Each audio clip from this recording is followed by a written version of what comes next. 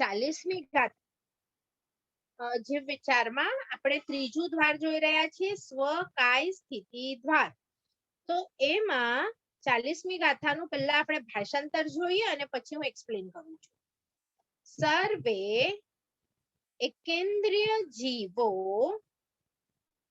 અને અનંતકાય જીવો,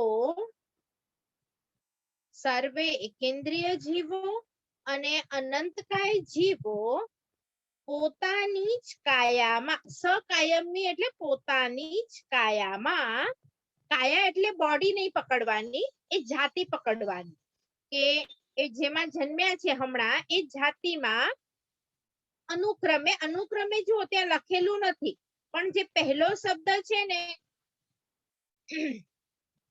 લખી લો પેલા પછી સમજો. અનુક્રમે અસંખ્ય, હવે નવો વર્ડ છે, અને અનંત ઉત્સર્પિણી સુધી ઉપજે છે.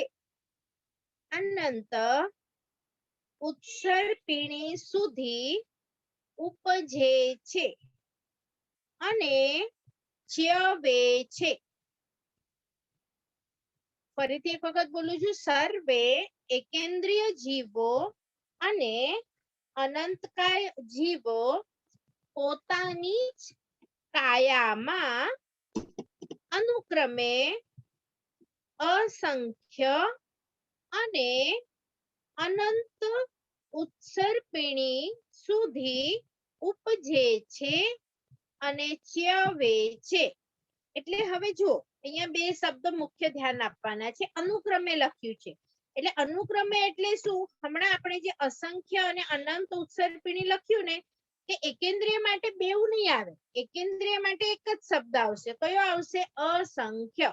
અને પછી જે છે અનંતકાય જીવો માટે, તો અનુક્રમે એટલે અનંતકાય માટે શું પકડવાનું? અનંત ઉત્સર્પિણી, એ અનંતકાય માટે પકડવાનું. એકેન્દ્રિય માટે અસંખ્ય કાળ પકડવાનું. આ બે તમને પહેલા મુખ્ય ભેદ છે ખબર હોવા જોઈએ. એકેન્દ્રિય માટે એટલે કે બધા એકેન્દ્રિય છે ને અનંતકાયને છોડીને એ બધા અસંખ્ય વાર પોતાના એકેન્દ્રિયપણામાં ઉત્પન્ન થઈ શકે. પણ જે સાધારણ વનસ્પતિમાં જો આપણો હમણાં જન્મ થાય, સમજો કે કાંદામાં કે બટેટામાં કે કોઈક શેવાળમાં, તો એ અસંખ્ય ઉત્સર્પિણી અવસર્પિણી નહીં, અનંત ઉત્સર્પિણી સુધી આપણો જન્મ થઈ શકે છે. એટલે જે લખ્યું છે ને ઉપજે છે એટલે જન્મ થવું, અને ચ્યવે છે તો એકચ્યુઅલી સંસ્કૃતમાં ચ્યવન શબ્દ છે ને એ મરણ માટે વપરાય છે. તો અગલા ભાવમાં જે આપણું મરણ થાય ને એટલે આ ભાવમાં આપણું ચ્યવન થાય. પ્રભુનું ચ્યવન કલ્યાણક છે તે આમ જુઓ તો અગલા ભાવનું મરણ છે. તો એ રીતે આપણે અહીંયા લખ્યું છે કે ઉપજે છે અને ચ્યવે છે. એટલે અહીંયા તમારું એકેન્દ્રિયનો ફોટો પૂરો. એકેન્દ્રિયની સ્વકાય સ્થિતિ કોઈ તમને પૂછે કે ભાઈ દૂધી હોય એનો જીવ તો કેટલો સમય સુધી હવે બહાર નીકળી જશે કે એકેન્દ્રિયમાં હશે? તો તમારે કહેવાનું અસંખ્ય અવસર્પિણી ઉત્સર્પિણી સુધી આમાં જ રહે. હવે તમે જુઓ એક અવસર્પિણી અને ઉત્સર્પિણી મળી અને આપણે જોયું તો એક કાલચક્ર થાય છે. અને એ કાલચક્રનું આખાનું માપ જોઈએ ને તો 20 કોડાકોડી, અને એ પણ સાગરોપમ, 20 સાગરોપમ નહીં, 20 કોડાકોડી સાગરોપમ. એટલે તમે ખાલી ઇમેજિન કરો, કરોડ ઇન્ટુ કરોડ એટલા સાગરો જ્યારે ખાલી થાય ત્યારે જો આપણે એકેન્દ્રિયમાં ગયા તો તેથી પહેલા બહાર નીકળી શકીશું નહીં. એટલે ઇમેજિન થાય છે કે જો હમણાં એકેન્દ્રિય ઉપર આપણો મોહ રહી ગયો તો આપણે કેટલો સમય સુધી આ એકેન્દ્રિયપણામાં રહેવું પડશે. પછી એવું થઈ શકે કે તમે ચલો પૃથ્વી કાયમાંથી અપકાયને બદલે તેવું કાય, પણ રહેવું તો એકેન્દ્રિયમાં જ પડશે. અને જો ભૂલે ચૂકે હમણાં અનંતકાયનો ચસ્કો હશે તો અનંતકાયમાં શું કીધું? અનંત ઉત્સર્પિણી. એમાં તો ખબર પણ નથી, અસંખ્યની તો વાત જ નથી. અસંખ્ય એટલે લાખ કરોડ સુધી, કોડાકોડી સાગરોપમ સુધી અસંખ્ય શબ્દ વપરાય. જ્યાં પછી કાઉન્ટિંગ ન થાય ત્યાં અનંત એટલે જલ્દીથી બહાર જીવ નીકળી શકે નહીં. હવે તમે વિચારો કે તમારા છોકરાઓનો જીવ જો આમાં ગયો તો તમને ચાલે? અનંતકાયમાં પછી લોકો એને બાફે, લોકો એને તળે, તળીને મીઠું મરચું લગાડે, તમને ચાલશે? તો આનંદ આરાઓ આપણે કેમ ભણ્યા કે તમે હમણાં એની રિયલ ઓલું સમજી શકો કે અનંત અવસર પીણી અને અસંખ્ય અવસર પીણીમાં પણ ઘણો ફરક છે. અને એક જ આપણે કહીએ ને કાળચક્ર એ પણ આટલો મોટો છે કે 20 કોડા કોડી સાગરો પછી 2 પછી 3 4 એમ કરતા લાખ અને કરોડ સુધી પહોંચે ને ત્યાં સુધી તો અસંખ્ય જ કહેવાય.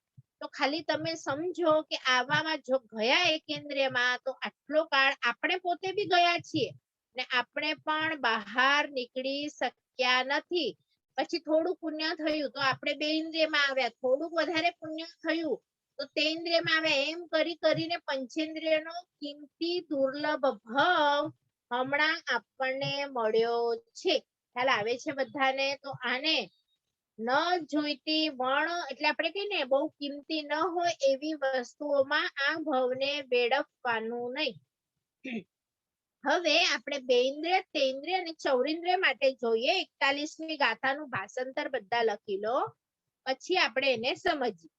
41મી ગાથાનું ભાષાંતર છે આ કોની માટે જે હેડિંગ આપ્યું હોય તો આપી દો. પહેલી 40માં હેડિંગ શું હતી? એકેન્દ્રિયની સ્વકાય સ્થિતિ. હવે આવશે વિકલેન્દ્રિય, વિકલેન્દ્રિય અને પંચેન્દ્રિય જીવોની સ્વકાય સ્થિતિ. વિકલેન્દ્રિયમાં તમને ખબર છે 2 ઇન્દ્રિય આવશે, 3 ઇન્દ્રિય આવશે અને 4 ઇન્દ્રિય આવશે. તો હવે ભાષાંતર લખીએ આપણે. શું કહે છે વિકલેન્દ્રિય માટે? લખો, વિકલેન્દ્રિય જીવો સંખ્યાતા વર્ષ સુધી વિકલેન્દ્રિય જીવો સંખ્યાતા વર્ષ સુધી. બસ આ પતી ગયું. અહીંયા તમે કોમા મૂકો યા ફૂલ સ્ટોપ મૂકો. એના પછીનું હવે છે પંચેન્દ્રિય માટે છે. લખો 7 और 8, 7 अथवा 8 भव पंचेन्द्रिय तिर्यंचो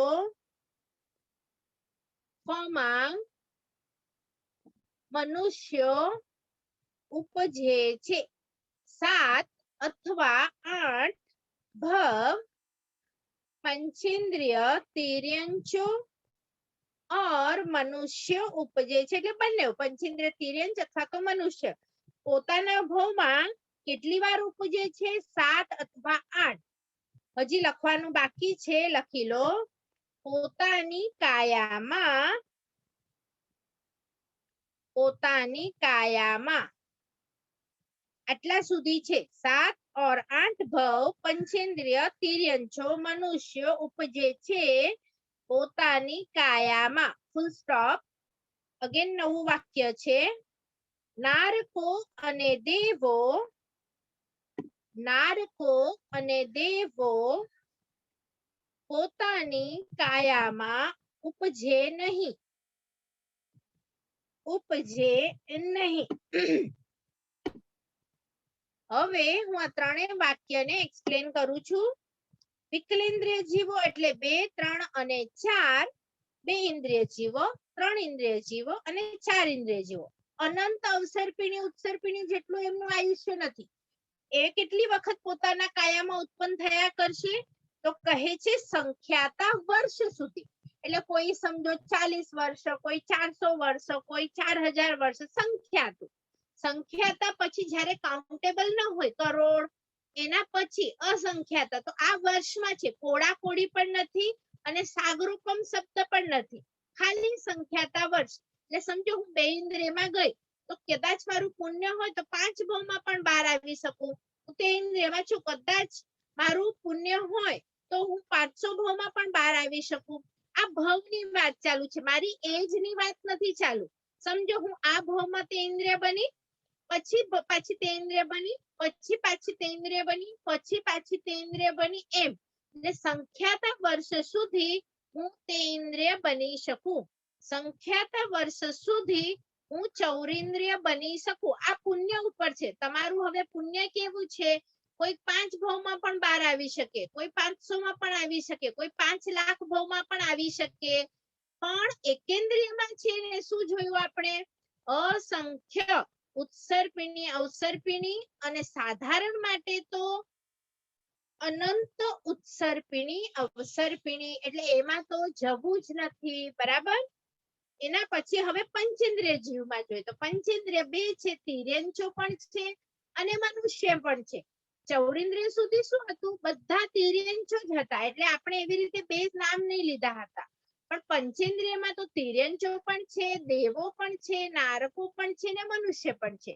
તો પહેલા છે ને તિર્યંચો અને મનુષ્ય માટે શબ્દ આવે છે. શું આવે છે? કે 7 અથવા તો 8 ભવ એ લોકો મનુષ્ય તરીકે જો પુણ્ય હોય તો જન્મી શકે છે. તો કોની માટે વાત ચાલુ છે? કે જે લોકો પોતાની બધી ઇન્દ્રિયનો ઉપયોગ સારી રીતે કરે, ધર્મ કરવા માટે કરે, તો સમજો કે હમણાં આપણી થોડીક આરાધના રહી ગઈ તો આપણને ફરીથી મનુષ્ય જન્મ મળી શકે એમ છે. બરાબર. પણ આપણે પ્રમાદ વગેરે કરીએ તો પછી ન મળી શકે. તો આ સ્વકાય સ્થિતિમાં તમને કોઈ પૂછે કે મનુષ્યની સ્વકાય સ્થિતિ કેટલી, તો તમારો જવાબ આવવો જોઈએ 7 ભવ અથવા 8 ભવ. તો 7 માં આપણા જેવું જીવન મળે મનુષ્યનું, પણ જો એને 8મું મળે કન્ટિન્યુઅસ તો મનુષ્ય જેવું ન મળે, આપણા જેવા મનુષ્યનું ન મળે. તો કયું મળે એમને? 8મો ભવ. તો કહે છે કે એ લોકો યુગલિક બને. યુગલિકમાં એટલે શું હોય? એક જણ સાથે હોય એટલે લેડીઝ અને જેન્ટ સાથે જન્મે અને પછી ઘણું બધું પુણ્ય કરે. અને ઘણું બધું પુણ્ય શા માટે? કારણ કે રાગ દ્વેષ હોય નહીં, ઝઘડા હોય નહીં, કલ્પવૃક્ષ બધું આપ્યા કરે. એટલે એ લોકો રાગ દ્વેષ ન હોવાના કારણે યુગલિક મરીને ક્યાં જશે? દેવલોક. એટલે જે મનુષ્ય મનુષ્ય મનુષ્ય 7 ભવ ચાલુ હતું ને એ ઓટોમેટિકલી 8મામાં જો એ લોકો યુગલિક બને તો મનુષ્યપણું કટ થઈ જાય અને પછી એ લોકોનું દેવપણું સ્ટાર્ટ થયું. બરાબર. આટલું સમજાયું? મનુષ્યમાં મેક્સિમમ જન્મ આપણો 7 ભવ થઈ શકે છે. તો મોક્ષ મેળવવું હોય તો હમણાં આ ભવમાં એટલું મહેનત કરીએ કે જો કદાચ આપણો પહેલો કે બીજો ભવ હોય તો બીજા 4-5 ભવો હજી કરી અને આપણે મોક્ષે વયા જઈએ. એટલા માટે આપણને સ્વકાય સ્થિતિ શીખવી જરૂરી છે. તમારા ઘણા બધા ડાઉટ ક્લિયર થઈ જશે કે બેન હવે હું મરીને ક્યાં જઈશ? હવે એકેન્દ્રિયમાં જે જીવો છે તો જો એમનો પહેલો બીજો ભવ હોય તો આપણને ખબર છે કે અસંખ્ય કાળ હમણાં એ લોકોનો એકેન્દ્રિયપણામાં જવાનો છે. જે લોકો હમણાં 2 ને 3 ને 4 માં છે એ લોકોના સંખ્યાતા વર્ષો 2, 3 અને 4 માં જવાના છે. પણ આપણે મનુષ્ય છીએ તો આપણા માટે 7 કે 8 ભવ ઓપન થઈ શકે જો તમે કે હું ધર્મ આરાધનામાં એનો પ્રોપર યુઝ કરીએ આ બધી ઇન્દ્રિયનો, તો આપણને મળી શકે છે. અને પછી જો આ ભવ 7મો છે તો 8મો ભવ કમ્પલસરી યુગલિક પણ મળે અને એમાં પછી આપણું જ્યારે એન્ડ આવે તો આપણે બધા દેવલોકમાં જઈ શકીએ. એટલે આ જે થિયરી છે એકદમ ક્લિયર કરી લેજો માઇન્ડમાં. એના પછીની જે નીચેની 3rd પોઈન્ટ આપણે કીધું કે નારકો અને દેવો પોતાની કાયામાં ઉપજતા નથી. એટલે જે દેવ છે એ મરી જાય તો દેવપણામાં ન આવી શકે. એટલે તમને જો ફિલ ઇન ધ બ્લેન્ક્સમાં આવે કે સ્વકાય સ્થિતિ દેવની કેટલી, તો તમારે 0 લખવાનું. દેવ મરીને ક્યારે પણ દેવ ન બને અને નારકી પણ મરીને ક્યારે પણ નારકી ન બને. તો અહીંયા આપણે રૂલ સમજીએ કે કેમ એવું? તો જો દેવપણા માટે ઘણું પુણ્ય જોઈએ. આ દેવો એવું કંઈ પણ પુણ્ય કરતા નથી કે જેથી દેવપણું મળે. દેવપણું મળવાના અમુક રીઝન છે જે આપણે પછી ડિસ્કસ કરીશું કે આપણે શું કરીએ તો દેવ બની શકીએ. બરાબર. તો દેવ બનવા માટે જે વસ્તુ જોઈએ એ તો દેવો કરતા નથી. દાખલા તરીકે આપણે હમણાં સમજો સર્વવીરતી લીધી તો એક કારણ છે દેવપણાનું. તો દેવો સર્વવીરતી લઈ શકે છે? નથી લઈ શકતા. એટલે એ લોકો મરી અને દેવ તો બની જ ન શકે. અને જે 4 ગતિ છે એમાં પાપ બહુ કરે ને એ લોકો નરકમાં જાય. તો આ દેવો એવું કોઈ પાપ પણ બહુ બધું નથી કરતા. કે એમને એટલા ક્રૂર પરિણામ નથી કે આપણે નરકમાં જઈએ. હા, તો એ લોકો નરકમાં પણ નથી જતા અને દેવમાં પણ નથી જતા. તો તત્વચિંતન શું કરવાનું આ એક લાઈન પરથી? તો એ લોકો માટે 4 માંથી 2 ગતિ તો બંધ થઈ ગઈ. દેવમાં પણ ન જઈ શકે દેવ અને નારકીમાં પણ ન જઈ શકે. તો કઈ 2 ગતિ ખુલ્લી રહી? કાં તો એ લોકો એકેન્દ્રિયપણામાં જશે અને કાં તો પછી પંચેન્દ્રિયપણામાં જશે, એટલે કે મનુષ્ય થઈ શકે છે. તો મનુષ્ય બની શકે અથવા એકેન્દ્રિયમાં જઈ શકે 4 ગતિમાંથી. તો આપણે જોઈશું તો મનુષ્યમાં કેટલી મોટી લાઈન છે કે દેવ મરીને હવે જો મનુષ્ય થઈ શકે છે. નારકીમાં પણ સેમ. નારકી છે ને એટલા બધા પાપ ન કરી શકે કે ચલો હું પાર્ટીમાં જાઉં છું, ચલો હું આને આમ કરું છું, એટલા પાપ ન કરી શકે. એટલે એ પણ મરીને નારકીમાં ઉત્પન્ન થવાનો નથી અને એટલું બધું ધર્મ નથી કરતો કે મરી અને દેવલોકમાં જઈ શકે. કે એની માટે પણ 2 ગતિઓ બંધ છે. દેવપણું પણ બંધ છે, નારકીપણું પણ બંધ છે. તો એની માટે પણ મનુષ્યપણું અને એકેન્દ્રિયપણું ખુલ્લું છે. તો મનુષ્યમાં લાઈન જો દેવો પણ ઉભા છે, નારકીઓ પણ ઉભા છે, તિર્યંચો પણ ઉભા છે અને મનુષ્ય પણ ઉભા છે. તો આ મનુષ્યપણું છે ને એટલી બધી વેઇટિંગ લિસ્ટ લાંબી છે ને કે આપણો ચાન્સ ફરીથી આ મનુષ્યપણામાં આવવો એ મુશ્કેલ છે. કારણ કે મનુષ્ય 29 આંકડામાં જ ઓલરેડી હોય. એમાંથી અમુક દેવોનું પુણ્ય ચડતું હતું, મનુષ્ય બની ગયા, અમુક નારકો મનુષ્ય બની ગયા, અમુક તિર્યંચ મનુષ્ય બની ગયા. તો પછી આપણા માટે મનુષ્યનું બોર્ડ નો એન્ટ્રી આવી જશે. નો બરાબર. તો આપણે ઘણી મહેનત કરવી પડશે જો એમાં આપણે નંબર લગાડવો હશે તો. તો આપણે લાસ્ટ લાઈન શું જોઈ કે નારકો અને દેવો સ્વકાય સ્થિતિ, એટલે ફરીથી મરીને નારકો નારક નથી બનતા અને દેવો દેવ નથી બનતા. ઈઝી લાઈનમાં એમ કરવું હોય તો લખી શકો કે દેવો મરીને દેવ નથી બનતા, નારકી મરીને નારકનો જીવ નથી બનતા. પણ મનુષ્ય જો બને તો 7-8 ભવ બની શકે અને વિકલેન્દ્રિય બને તો સંખ્યાતા વર્ષ સુધી બની શકે. આ આપણું સ્વકાય સ્થિતિના દ્વાર માટે 2 ગાથાઓ છે, 40 અને 41. આપણે 4 ગતિ ફરીથી જોઈએ. 4 ગતિમાં શું છે? પહેલી ગતિ છે દેવગતિ. સમજો તો દેવગતિમાં સ્વકાય સ્થિતિ 0, એટલે પોતાની કાયામાં ફરીથી ઉત્પન્ન થતા નથી. નારકી ગતિમાં પણ સ્વકાય સ્થિતિ 0, પોતાની ગતિમાં મરીને નરક તરીકે ફરીથી ઉત્પન્ન થતા નથી. પછી તિર્યંચમાં આપણે એકેન્દ્રિય માટે પણ જોયું. એમાં પણ આપણે પૃથ્વીકાય, અપકાય, તેવુકાય, વાવુકાય વનસ્પતિ અલગ રાખ્યું છે અને સાધારણ વનસ્પતિકાયને અલગ રાખ્યું. એકનો જવાબ હતો અસંખ્ય અવસર્પિણી ઉત્સર્પિણી કાળ અને એકનો જવાબ હતો અનંત ઉત્સર્પિણી કાળ. બરાબર. અને એના પછી આપણે જોયું 2 ઇન્દ્રિય, તે ઇન્દ્રિય અને ચૌરિન્દ્રિય જે વિકલેન્દ્રિય છે. તો એ લોકો સંખ્યાતા વર્ષ, એટલે કે ધારે તો પોતપોતાના પુણ્ય પ્રમાણે કે 2 ભવ પણ કરે, 200 પણ કરે, 2 લાખ પણ કરે, 2 કરોડ પણ કહેવાય, બધાને સંખ્યાતા વર્ષ કહેવાય. પણ સાગરોપમ કે કોડાકોડી શબ્દ ફક્ત ને ફક્ત એકેન્દ્રિય માટે જ તમારે યુઝ કરવાના રહેશે. જો આટલા 2 ગાથાઓમાં જેને ના સમજાયું હોય તો હેન્ડ રેસ કરો. 40 અને 41 માં આપણું ત્રીજું સ્થિતિ દ્વાર પૂર્ણ થયું છે. એના પછી આપણે હવે ચોથું દ્વાર કરીશું. હા, નીનાબેન મેં તમને કર્યું છે, બોલો. અનમ્યુટ કરો, બોલો. હા, પ્રણામ બેન. બેન, તો હવે આપણે જે મનુષ્ય છે એટલે એમાંથી દેવલોકમાંથી આવ્યા હશે કોઈ આપણે? આવી શકીએ. કોઈક આપણામાંથી દેવલોકમાંથી આવ્યું છે, કોઈક આપણામાંથી નરકમાંથી આવ્યું છે, આપણામાંથી કોઈક મનુષ્યમાંથી જ આવ્યું છે અને કોઈક તિર્યંચમાંથી પણ આવ્યું છે. આપણા શાસ્ત્રમાં બધાના લક્ષણ બતાવ્યા છે.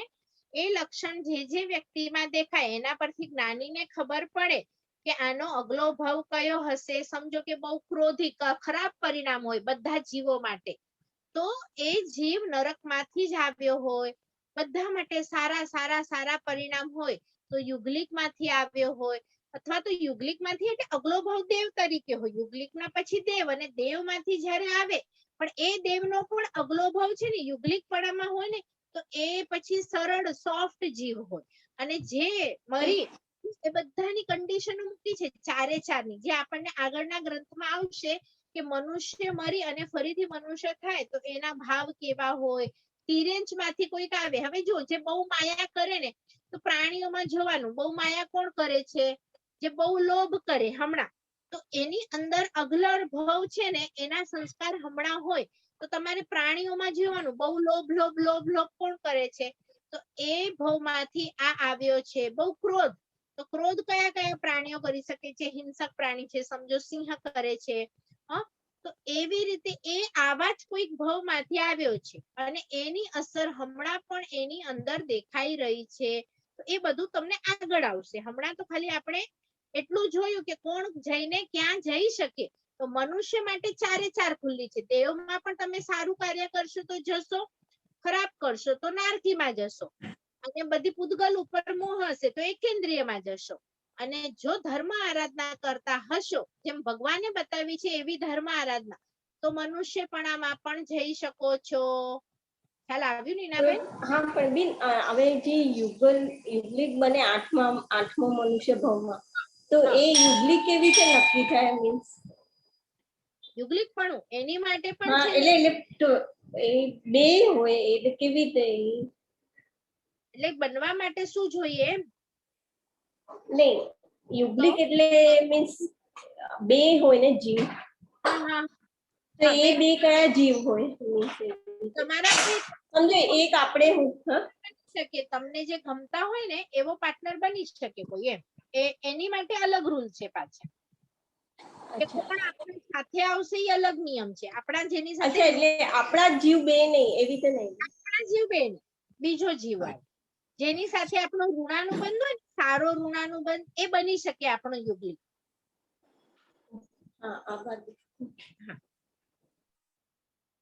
ચલો નીતાબેન,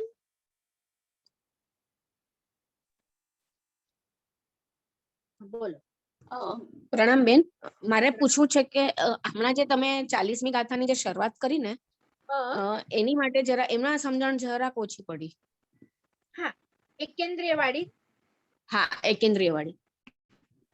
હા, તમે ગયા ક્લાસમાં હતા જ્યારે આપણે અવસરપેણી ઉત્સર્પેણી કાળ કરેલો? હા હા હતી. તો એમાં શું કીધું કે જેટલા પણ એકેન્દ્રિય જીવ છે, હવે તમે મને ગાથા નંબર કહો, એકેન્દ્રિય જીવમાં કોણ કોણ માટે કઈ કઈ ગાથાનું એક્સપ્લેનેશન આપ્યું છે આગળ સમજો. એકેન્દ્રિયમાં કોણ કોણ આવે, અહીંયા તો શોર્ટમાં પતાવી દીધું એકેન્દ્રિય જીવ, પણ તમે જો આગળના ક્લાસ અટેન્ડ કર્યા હશે ને તો તમને ખબર હશે પહેલા છે ને 25 ગાથા સુધી બધાના એક્ઝામ્પલ આવેલા કે પૃથ્વીકાય એકેન્દ્રિયમાં છે, અપકાયના જીવો એકેન્દ્રિયમાં આવે, હા, પછી તેવકાયના જીવો એકેન્દ્રિયમાં આવે, અને વાવકાયના, બરોબર? હા, તો આ જે અને વનસ્પતિમાં એક લેવાની, હમણાં પ્રત્યેક લેવાની. તો આટલા માટે શું કીધું? હા, અસંખ્ય ઉત્સર્પિણી કાળ.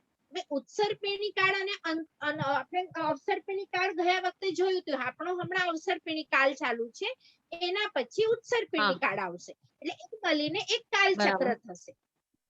હવે એવું બીજું કાલચક્ર, પછી ત્રીજું, પછી ચોથું, પછી પાંચમું, એમ કરી કરીને અસંખ્ય અવસર્પિણી ઉત્સર્પિણી સુધીનો કાળ જો તમે સમજો કે હમણાં પૃથ્વી કાયમાં ઉત્પન્ન થયા, તો એટલો સમય સુધી તમારે પૃથ્વી કાયમાં રહેવાનું.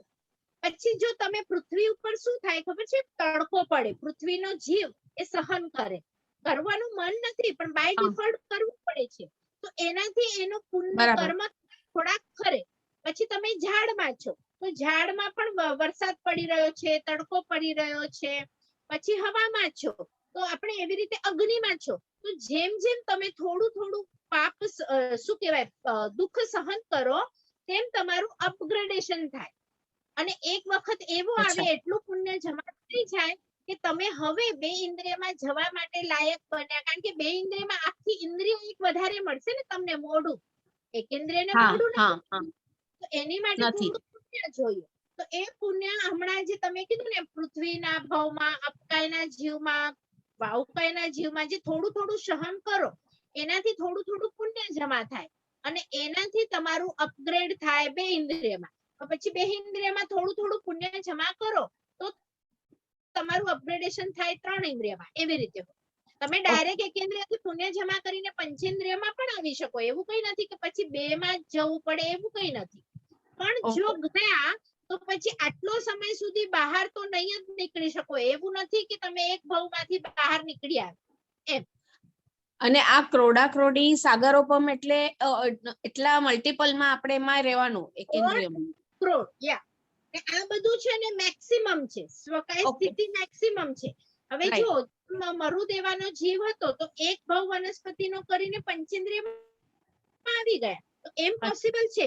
પણ એ આપણા કર્મ ઉપર પછી આધાર રાખે છે. પણ જો મેક્સિમમ હોય તો આટલામાંથી તો તમે પછી બહાર આવવું જ પડે ને એવું નથી કે એકેન્દ્રિય છે ને તે કાયમી એકેન્દ્રિયમાં રહેશે. જેમ અન્ય દર્શનમાં એવું છે કે તમે કૂતરા છો તો તમારે હવે લાઈફ ટાઈમ એટલે કે તમારા જેટલા પણ ભવ છે એમાં તમે કૂતરા જ રહેશો.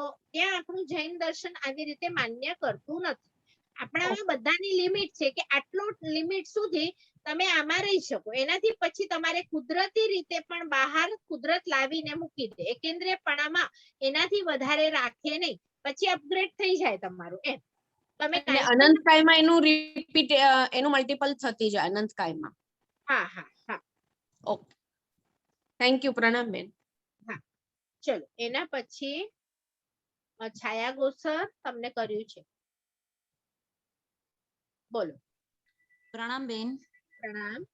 એક તો મારો આ ડાઉટ હતો હમણાં તમે ક્લિયર કર્યો કે આપણે કોઈ પણ ઇન્દ્રિયમાં હોઈએ એકેન્દ્રિયમાંથી તો એ આપણે મેં કીધું કે મને એમ હતું કે કેવી રીતે આપણે બહાર નીકળીએ. તો તમે કીધું ને કષ્ટ સહન કરો એટલે તમારા એ ઓછા થાય પાપ.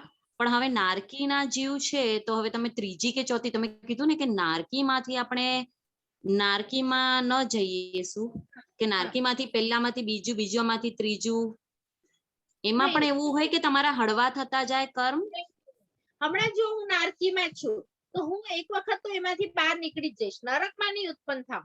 પણ મારા પાપ ઘણા બધા છે તો હું શું કરીશ, એક નાનો એવો ભવ છે ને કોઈ બી કરીશ. નાનો એવો ભવ સમજો સાપનો મેં કર્યો, અથવા તો નાનો એવો ભવ એક સિંહનો કર્યો એક, અને પછી સિંહ કરીને પાછો નરકમાં જઈ શકે. એટલે ફરીથી મારા માટે નરક ઓપન થઈ શકે. એટલે એક નાનો ભાવ આપણને એક આપણે કહીએ ને લોલીપોપ અપાવે અને પછી ફરીથી આપણે નરકમાં જઈ શકીએ. એટલે ત્યાંથી એવું પોસિબલ છે.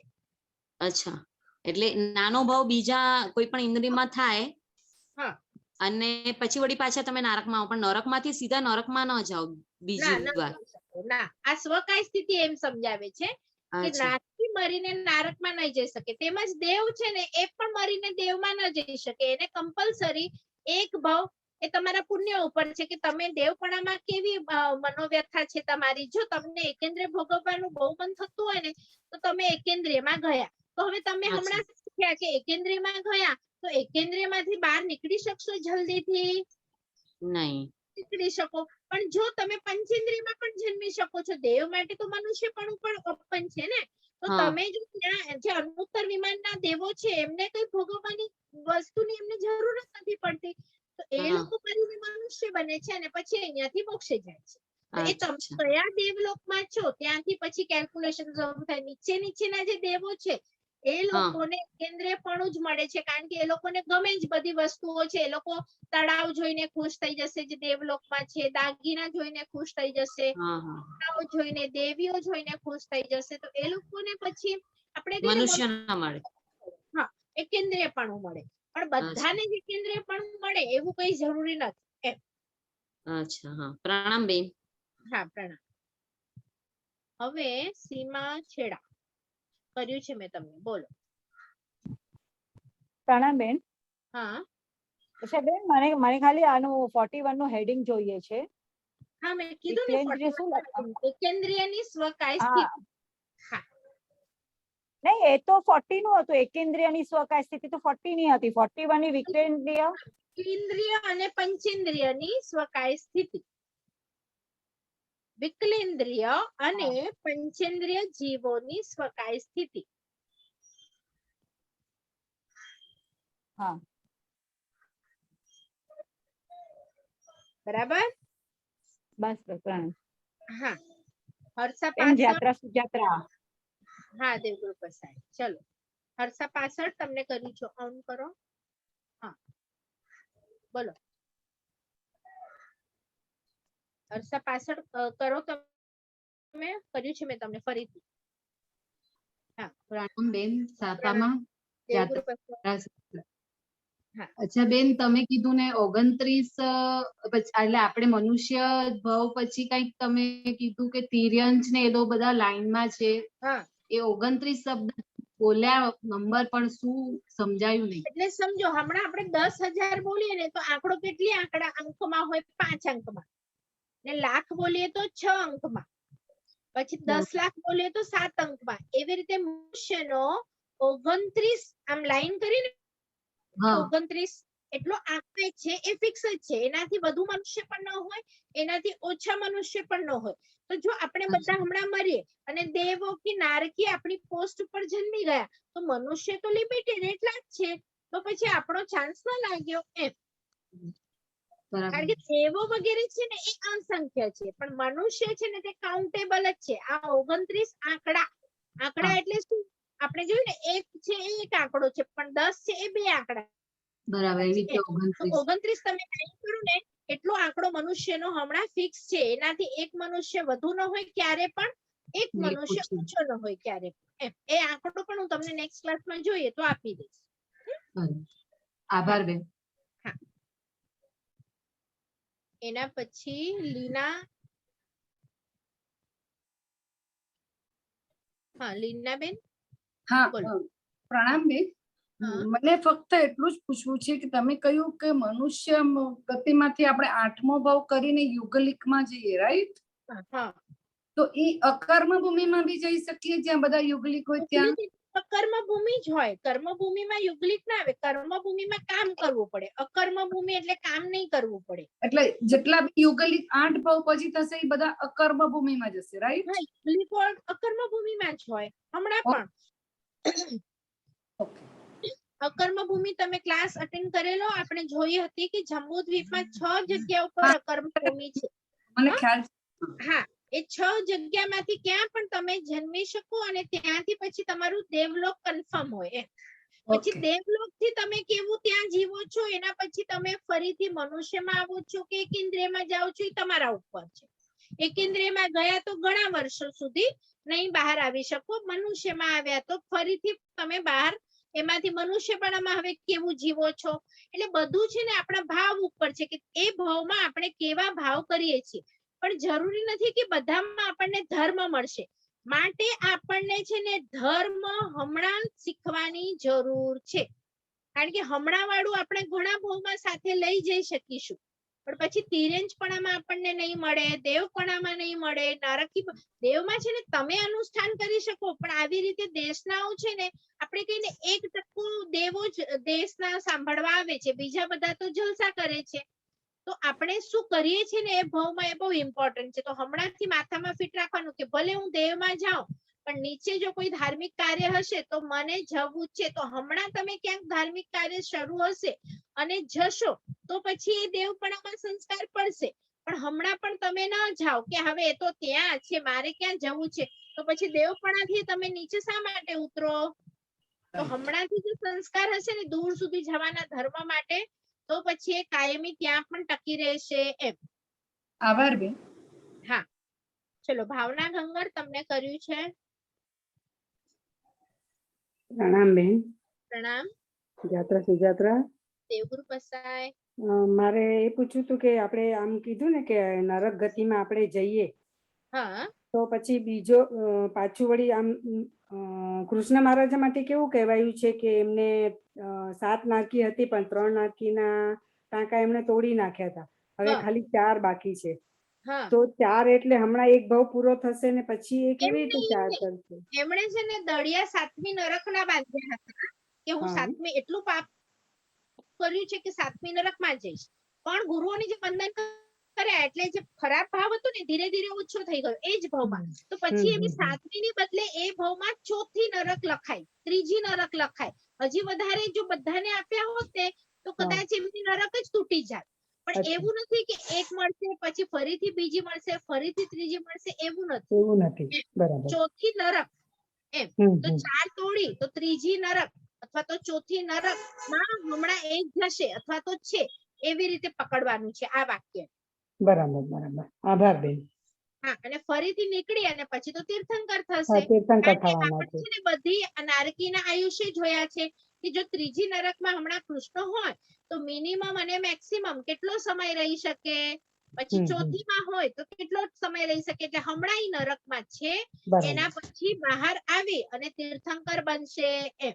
પછી હમ હમ. નરક મરીને આપણે નરકમાંથી ચવીને આપણે આવી શકીએ છીએ ને મનુષ્ય ભાવમાં એમ. હા હા બરાબર છે. આભાર બેન.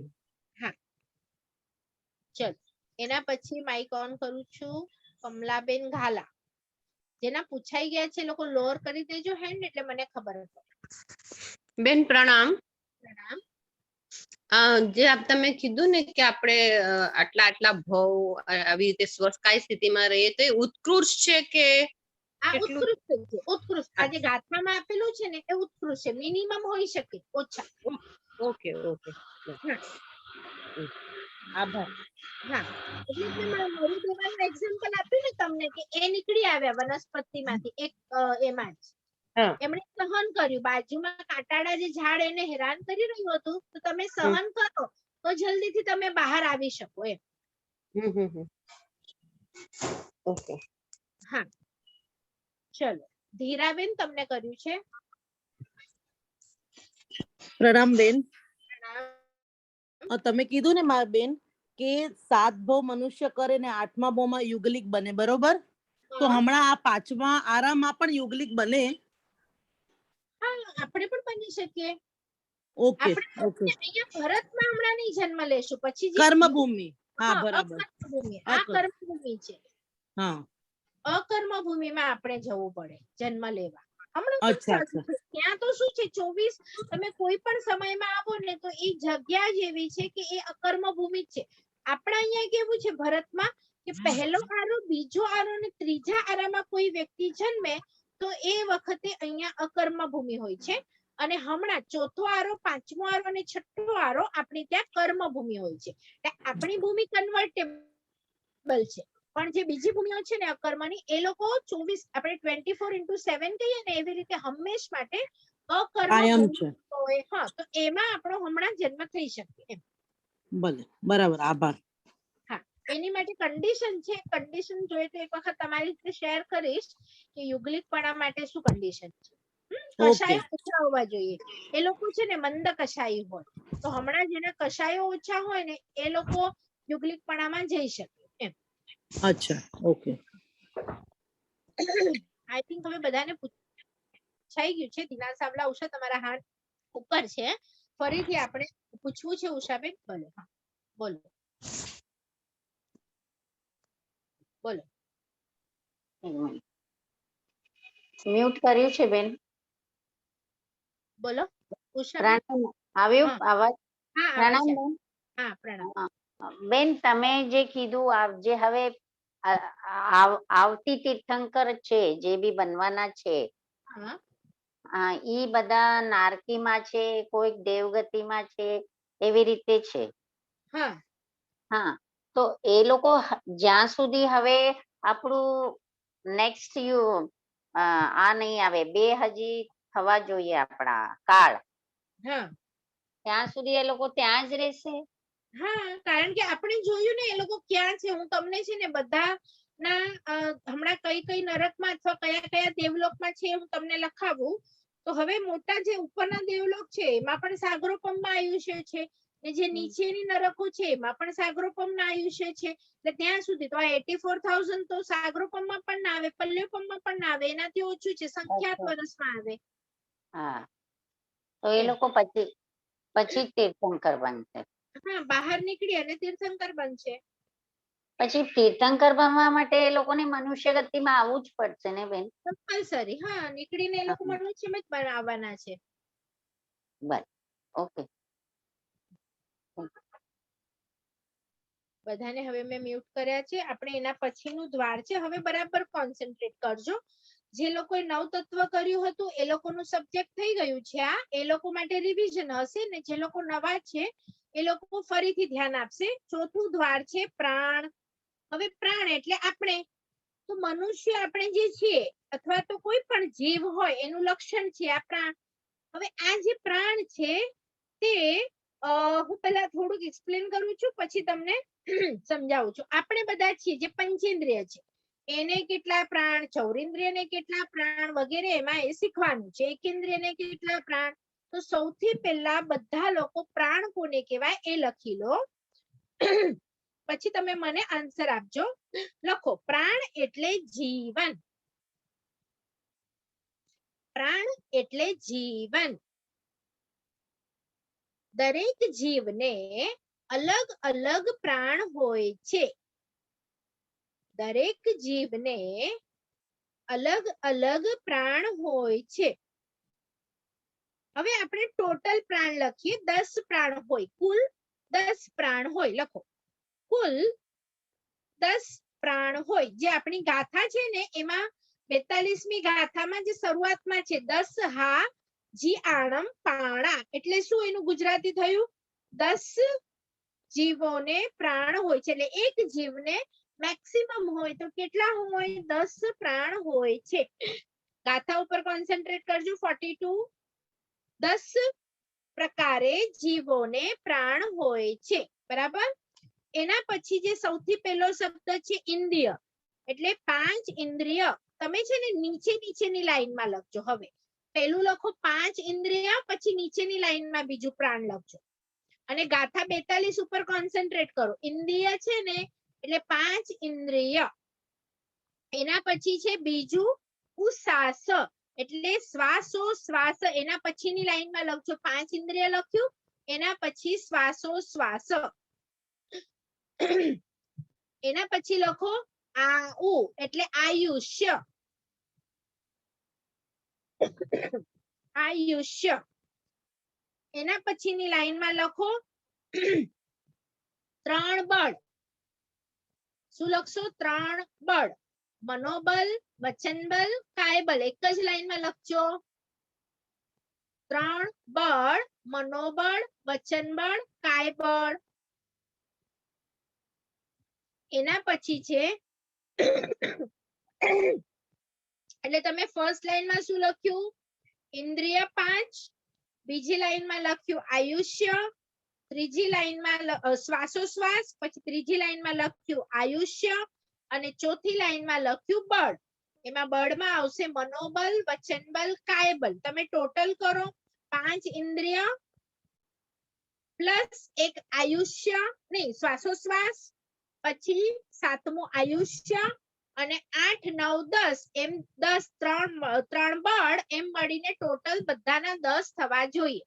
ફરીથી બોલું છું. 5 ઇન્દ્રિય, છઠ્ઠો નંબર આવશે શ્વાસોશ્વાસ, 7મો નંબર આવશે આયુષ્ય, 8મો નંબર મનોબળ, 9મો વચનબળ અને 10મું કાયબળ. એમ કરીને આ 10 એ મારા કે તમારા અથવા એકેન્દ્રિય, બે ઇન્દ્રિય, તે ઇન્દ્રિય, તમે જે પણ કોઈ જીવમાં આવતા હોય એ લોકોના આ 10 પ્રાણમાંથી પ્રાણ હશે, પણ બધાના અલગ અલગ હશે. હવે આપણે જોઈશું કે એકેન્દ્રિયમાં કયા કયા પ્રાણ હોય. હવે જે જીવ એક ઇન્દ્રિય વાળું છે, એક ઇન્દ્રિય એટલે એમને શું મળી છે? ખાલી ચામડી મળી છે. એમને મોઢું મળ્યું નથી, નાક મળ્યું નથી, આંખ મળી નથી, કાન મળ્યા નથી. તો જે તમે પહેલી લાઈન લખી છે ને 5 ઇન્દ્રિય, હવે તમે નીચે ટેબલ લખો ફોર એકેન્દ્રિય, અને હું કાઉન્ટ કરાવું છું એવી રીતે લખો. હવે નીચે ટેબલ બનાવો કે એકેન્દ્રિય જીવને કેટલા પ્રાણ હોય.